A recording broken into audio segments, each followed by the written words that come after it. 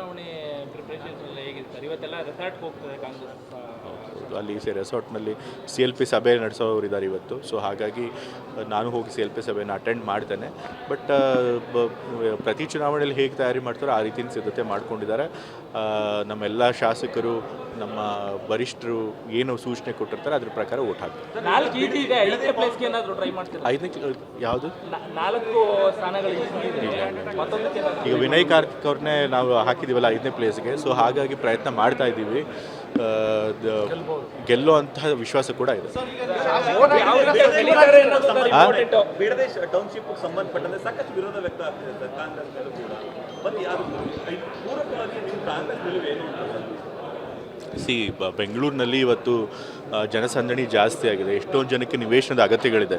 Spread out ಆಗಬೇಕು ಬೆಂಗಳೂರಲ್ಲಿರೋಂಥ population. So ಹಾಗಾಗಿ ಹತ್ತಿರದಲ್ಲಿ ಬಿಡದಿನ ತನಕ ಬೆಂಗಳೂರನ್ನ ವಿಸ್ತರಣೆ ಮಾಡಬೇಕಂತ ಅವಶ್ಯಕತೆ ಅಂತೂ ಇದೆ. ಆದರೆ ರೈತರ ಜೊತೆ ಮಾತನಾಡಿ ಅವ್ರನ್ನೂ ಕೂಡ ವಿಶ್ವಾಸಕ್ಕೆ ತೆಗೆದುಕೊಂಡು ಸರ್ಕಾರ ಒಂದು ಅವ್ರಿಗೆ ಏನು ಸರಿಯಾದಂಥ ಪರಿಹಾರ ಕೊಡಬೇಕು ಅದನ್ನು ಕೊಟ್ಟು ಖಂಡಿತ ಆ ಕೆಲಸ ಮಾಡುತ್ತೆ. ನನಗೆ ಮಾಹಿತಿ ಇರೋ ಪ್ರಕಾರ ಬಹಳಷ್ಟು ರೈತರು ಈ ಒಂದು ಬಿಡದಿ ಟೌನ್ಶಿಪ್ ಪರವಾಗಿದ್ದಾರೆ. ಆಲ್ಮೋಸ್ಟ್ 80% ಜನ ಪರಿಹಾರ ತೆಗೆದುಕೊಳ್ಳೋಕೆ ರೆಡಿ ಇದ್ದಾರೆ. ಯಾಕೆಂದರೆ ಒಳ್ಳೆ ಮೊತ್ತದ ಪರಿಹಾರನೇ ಸರ್ಕಾರ ಕೊಡ್ತದೆ ನನಗೆ ಕೊಟ್ಟಿರೋ ಮಾಹಿತಿಯ ಪ್ರಕಾರ. ಸೊ ಹಾಗಾಗಿ ರೈತರು ಬಹಳಷ್ಟು ಜನ ಇದಕ್ಕೆ ಸಮ್ಮತಿ ಇದೆ ಅವ್ರಿಗೆ. ಬಟ್ ಆದರೆ ಕೆಲವರು ಮಾತ್ರ ಇದಕ್ಕೆ ವಿರೋಧ ವ್ಯಕ್ತಪಡಿಸ್ತಾ ಇದ್ದಾರೆ. ಅದನ್ನು ಕೆಲವ್ರ ಮಾತಿಗೆ ಕೇಳಿ ಪ್ರಾಜೆಕ್ಟ್ಗಳನ್ನ ಬಿಡೋದಕ್ಕಾಗೋದಿಲ್ಲ. JDS ಅವರಲ್ಲಿ ರಾಜಕೀಯ ಮಾಡುವಂಥ ಪ್ರಯತ್ನ ಮಾಡ್ತಾರೆ. ಗ್ಯಾರಂಟಿ ಯೋಜನೆಗಳಿಗೆ ಯಾರು ಗ್ಯಾರಂಟಿ ಯೋಜನೆಗಳಲ್ಲಿ ಅನರ್ಹರಾಗಿದ್ದು ಕೂಡ ಫಲಾನುಭವಿಗಳಾಗ್ತಿದ್ದಾರೆ ಅಂಥವ್ರನ್ನ ತಡೆಗಟ್ಟಬೇಕು ಅಂತೇಳಿ ಕ್ರಮಗಳನ್ನು ತೆಗೆದುಕೊಳ್ತಿದ್ದೇವೆ. ಗ್ಯಾರಂಟಿ ಸ್ಕೀಮ್ಗಳನ್ನು ಯಾವುದೇ ಕಾರಣಕ್ಕೂ ಕೂಡ ನಿಲ್ಲಿಸೋದು. ಚುನಾವಣೆ ಪ್ರಿಪರೇಷನ್ಸ್ ಎಲ್ಲ ಹೇಗಿದೆ ಸರ್? ಇವತ್ತೆಲ್ಲ ರೆಸಾರ್ಟ್ಗೆ ಹೋಗ್ತದೆ ಕಾಂಗ್ರೆಸ್. ಅಲ್ಲಿ ರೆಸಾರ್ಟ್ನಲ್ಲಿ CLP ಸಭೆ ನಡೆಸೋರು ಇದ್ದಾರೆ ಇವತ್ತು. ಸೊ ಹಾಗಾಗಿ ನಾನು ಹೋಗಿ CLP ಸಭೆಯನ್ನು ಅಟೆಂಡ್ ಮಾಡ್ತೇನೆ. ಬಟ್ ಪ್ರತಿ ಚುನಾವಣೆಯಲ್ಲಿ ಹೇಗೆ ತಯಾರಿ ಮಾಡ್ತಾರೋ ಆ ರೀತಿಯ ಸಿದ್ಧತೆ ಮಾಡ್ಕೊಂಡಿದ್ದಾರೆ. ನಮ್ಮೆಲ್ಲ ಶಾಸಕರು, ನಮ್ಮ ವರಿಷ್ಠರು ಏನು ಸೂಚನೆ ಕೊಟ್ಟಿರ್ತಾರೆ ಅದ್ರ ಪ್ರಕಾರ ಓಟ್ ಹಾಕ್ತಾರೆ. 4 ಈಟಿ ಇದೆ, 5ನೇ ಪ್ಲೇಸ್ಗೆ ಏನಾದರೂ ಟ್ರೈ ಮಾಡ್ತೀರಾ? 5ನೇ ಯಾವುದು?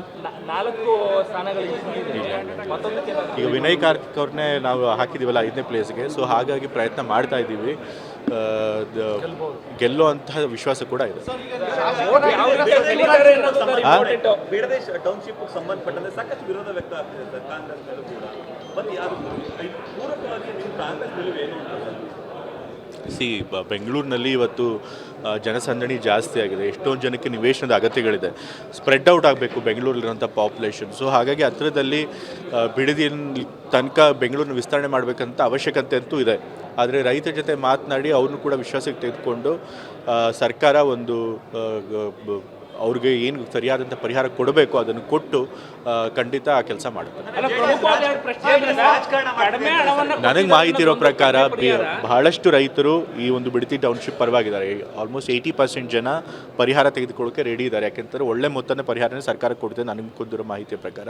ಸೊ ಹಾಗಾಗಿ ರೈತರು ಬಹಳಷ್ಟು ಜನ ಇದಕ್ಕೆ ಸಮ್ಮತಿ ಇದೆ ಅವ್ರಿಗೆ. ಬಟ್ ಆದರೆ ಕೆಲವರು ಮಾತ್ರ ಇದಕ್ಕೆ ವಿರೋಧ ವ್ಯಕ್ತಪಡಿಸ್ತಾ ಇದ್ದಾರೆ. ಅದನ್ನು ಕೆಲವ್ರ ಮಾತಿಗೆ ಕೇಳಿ ಪ್ರಾಜೆಕ್ಟ್ಗಳನ್ನ ಬಿಡೋದಕ್ಕಾಗೋದಿಲ್ಲ. JDS ಅವರಲ್ಲಿ ರಾಜಕೀಯ ಮಾಡುವಂಥ ಪ್ರಯತ್ನ ಮಾಡ್ತಾರೆ.